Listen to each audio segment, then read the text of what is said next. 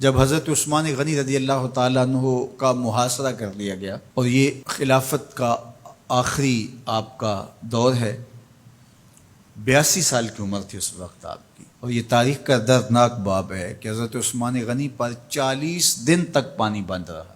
وہ ایک منصوبہ تھا، 3 لوگ 3 مختلف شہروں سے چلے، مصر سے، کوفے سے اور بصرے سے، 1000 آدمی لے کر کے، اور مدینہ المنورہ میں پہنچ کر کے حضرت علی المرتضیٰ سے ملے، ام المومنین سیدہ عائشہ سے ملے، کبار اصحاب سے ملے۔ تو جو انہوں نے کہا تو انہوں نے ان کو کہا کہ نہیں، ایسی کوئی بات نہیں، فہمائش کر کے واپس بھیج دیا۔ حضرت عثمان غنی رضی اللہ تعالیٰ عنہ پر اقربا پروری کا الزام عائد کیا تھا، تو انہوں نے کہا کہ کوئی ایسی بات نہیں ہے۔ پھر یہ تھا کہ آپ نے کم عمر گورنر، کم عمر لوگ مقرر کیے، تو حضرت عثمان نے کہا کہ حضرت اسامہ بھی تو کم عمر تھے، حضور نے ان کو اگر مقرر کیا ہے تو یہ تو مثال ہمارے سامنے موجود ہے، لیکن یہ ایک منصوبہ تھا، اس منصوبے کے تحت یہ 3 جگہوں سے لوگ آئے تھے۔ وہ 3 دن کی مسافت کے بعد پھر تینوں واپس آ گئے، تو یہ ایک سوالیہ نشان ہے کہ تینوں کیوں واپس آ گئے، کوئی ایک تو نہ آتا نا، تو یہ سب طے شدہ منصوبہ تھا۔ اور پھر انہوں نے مدینہ المنورہ کو گھیر لیا، اور جس طرح سے بلوائیوں نے حالات پیدا کر دیے، سیدنا علی المرتضیٰ رضی اللہ تعالیٰ عنہ تو شہر مدینہ سے باہر تشریف لے گئے تھے، اور اپنے بیٹوں امام حسن اور امام حسین رضی اللہ تعالیٰ عنہ کو حضرت عثمان غنی کے دروازے پر مقرر کیا تھا کہ ان کو ضرر نہ پہنچنے دینا۔ اب 700 صحابہ اجازت طلب کر رہے ہیں کہ آپ ان بلوائیوں سے نپٹنے کا میں جو ہے وہ اجازت نامہ مرحمت کریں، اور بہت سارے لوگ تو حج پہ جا چکے ہیں۔ 18 ذی الحج کا واقعہ ہے جب آپ کی شہادت ہوتی ہے، تو وہ حج پہ جا چکے ہیں، تو جو یہاں موجود ہیں وہ اجازت طلب کر رہے ہیں، لیکن حضرت عثمان غنی رضی اللہ تعالیٰ عنہ نے کہا کہ نہیں، میں ایسی اجازت نہیں دوں گا۔ رسول اللہ صلی اللہ علیہ وسلم کا حرم شہر مدینہ لوگوں کے خون سے لالازار ہو، یہ میں اس کو گوارا نہیں کرتا۔ افواج موجود ہیں، اور دنیا کی تاریخ میں آپ کو ایسا نہیں ملے گا کہ اتنی بڑی حکومت کسی کے پاس ہو اور وہ خود گھیر لیا جائے، اس کا پانی بھی بند ہو جائے، اور وہ حکم دے کہ نہیں، میرے لیے آپ ایک قطرہ بھی خون نہیں بہائیں گے۔ بلکہ آپ کے غلاموں نے جب تلواریں اٹھا لی تو آپ نے فرمایا کہ میرا حکم ہے کہ تم تلواریں نیچے رکھو، بلکہ میں تمہیں یہ آفر دیتا ہوں کہ جو غلام لڑے گا نہیں اور یہ میرے سے عہد کرتا ہے وہ آزاد ہے۔ حضرت ابو ہریرہ رضی اللہ تعالیٰ عنہ، حالانکہ یہ پڑھنے پڑھانے والے لوگ تھے، تعلیم و تعلم سے ان کا تعلق تھا، لیکن وہ بھی تلوار لے کے حضرت عثمان غنی کے دفاع میں آ گئے، لیکن حضرت ابو ہریرہ رضی اللہ تعالیٰ عنہ کو بھی حضرت عثمان غنی روک دیتے۔ مالک بن اشتر کہنے لگا کہ ہم آپ کی دستبرداری کے خواہاں ہیں، آپ خلافت سے دستبرداری اختیار کر لیجئے۔ تو حضور علیہ الصلوۃ والسلام کے اس جانثار صحابی نے، حضرت عثمان غنی نے فرمایا یہ نہیں ہو سکتا۔ دستبردار کیوں نہیں ہوئے؟ لگتا تھا یہ سب سے زیادہ آسان تھا، لیکن حضور نے ارشاد فرمایا تھا، اے عثمان، تمہیں اللہ ایک قمیض پہنائے گا، لوگ اس کو اتارنا چاہیں گے، تم کبھی نہ اتارنا۔ تو اس سے مراد خلافت کی قمیض ہے، اور ان کی شہادت کی خبر بھی اللہ کے محبوب علیہ السلام نے دی تھی، اور اگر آپ دستبردار ہو جاتے تو یہ ایک کھلونا بن جاتا، بازیچہ بن جاتی خلافت۔ چند آدمیوں کے پریشر سے خلافت سے دستبرداری کرنا پڑتی۔ اچھا، ایک یہ سوال بھی پیدا ہوتا ہے، چند باغی تھے، ان کو کس طرح کچل دیا جاتا؟ لیکن حضرت عثمان غنی یہ نہیں چاہتے تھے۔ ایک تو یہ کہ مدینے کی حرمت پامال نہ ہو، اور دوسرا پورے عالم اسلام کو آگ لگانے کا جو منصوبہ تھا، 3 مختلف شہروں سے 1000 آدمی لایا گیا ایک منصوبے کے تحت، اور انہیں لاشیں چاہیے تھیں، اور جو ان کے پیچھے کام کر رہے تھے نادیدہ ہاتھ، ان کا منصوبہ یہ تھا کہ یہاں سے مختلف سمتوں میں، یہ تینوں شہر مختلف سمتوں میں تھے، تینوں سمتوں میں جب لاشیں جائیں گی تو پورے عالم اسلام کو ہم جو ہے وہ خانہ جنگی کی آگ میں دھکیل سکیں گے۔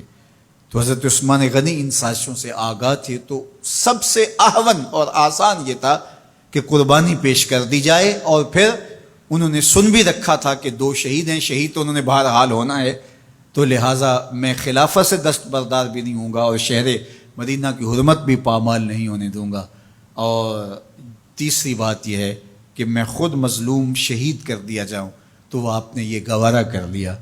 تو 18 ذوالحج تھا، جمعے کا ہی دن تھا، اور حضرت عثمان غنی رضی اللہ تعالیٰ عنہ روزے سے تھے، عصر کا وقت تھا، قرآن مجید کی تلاوت کر رہے تھے۔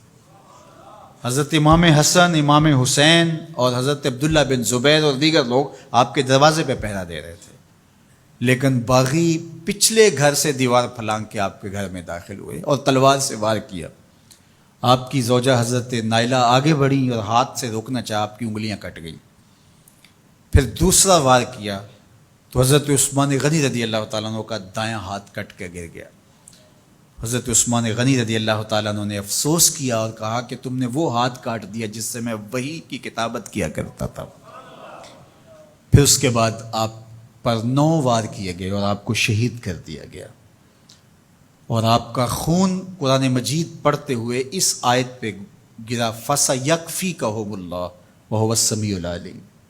تو حضرت عثمان غنی رضی اللہ تعالیٰ عنہ مظلوم شہید کیے گئے، بھوکے اور پیاسے شہید کیے گئے، ظلماً شہید کیے گئے۔ حضرت عبداللہ بن عمر رضی اللہ تعالیٰ عنہ فرماتے ہیں کہ حضور فتنوں کا ذکر کر رہے تھے کہ فتنے ہوں گے، بہت بڑے فتنے ہوں گے۔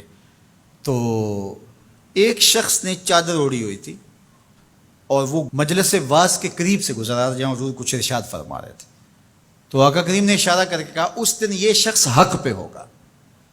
عبداللہ بن عمر کہتے ہیں کہ میں اٹھا اور جا کے دیکھا تو وہ حضرت عثمان تھے۔ تو میں نے حضرت عثمان کے چہرے کو پکڑ کے تھوڑا سا حضور کی جانب کیا اور میں نے کہا حاذا، حضور یہ؟ اللہ کے محبوب فرمایا ہاں یہی، جب فتنے ہوں گے تو فرمایا یہ حق پہ ہوگا۔ تو حضرت عثمان غنی رضی اللہ تعالیٰ عنہ حق کی راہوں کے مسافر، جنہیں حضور کی زبان سے شہید کہا گیا، اور شہید کسی کا انجام ہوتا ہے، تو حضور نے فرمایا یہ شہید ہوگا۔ شہید وہی ہوتا ہے جو بحالت ایمان اس دنیا سے راہ خدا میں اپنی جان قربان کرے۔ فرمایا فَإِنَّمَا عَلَيْكَ نَبِيٌّ وَصِدِّيقٌ وَشَهِيدَانِ، اے پہاڑ رک جا، تو جانتا نہیں تیرے اوپر اللہ کا ایک نبی ہے، ایک صدیق ہے اور 2 شہید ہیں۔ تو حضرت عثمان غنی رضی اللہ تعالیٰ عنہ عظمتوں کے مینار، اللہ اکبر۔ تو یہ حضرت عثمان غنی رضی اللہ تعالیٰ عنہ کا یہ کارنامہ تھا کہ آپ نے اپنی جان پیش کر کے امت کو جو ہے وہ فتنوں سے محفوظ کر لیا اور امت کو بچا لیا۔ حضرت عثمان غنی رضی اللہ تعالیٰ عنہ پہ کروڑوں رحمتیں، کروڑوں سلام۔ ہم آپ کی عظمت کو سلام پیش کرتے ہیں، عقیدتوں کا خراج پیش کرتے ہیں۔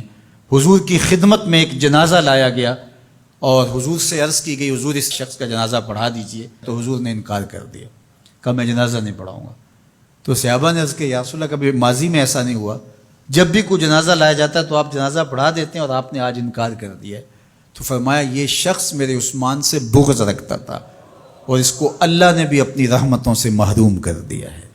حضور نے اس شخص کا جنازہ نہیں پڑھایا جو مبغض عثمان غنی رضی اللہ تعالی عنہ۔ تو اب آپ اندازہ کیجئے وہ کتنا بدبخت شخص ہے جو حضرت عثمان سے بغض اور دشمنی رکھتا ہے۔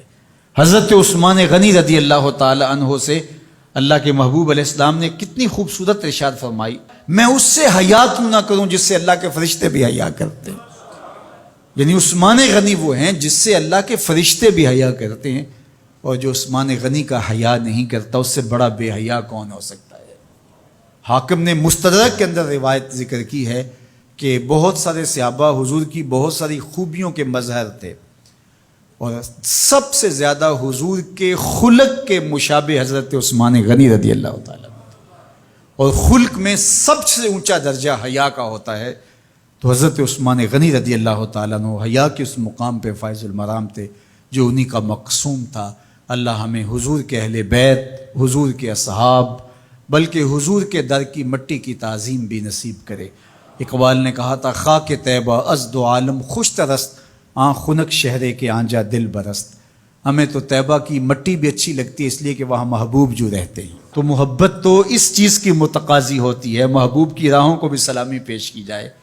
تو جو حضور علیہ السلام کے ساتھ منسوب اتنی وقی نسبتیں ہیں ان کا احترام کیوں نہیں کریں گے؟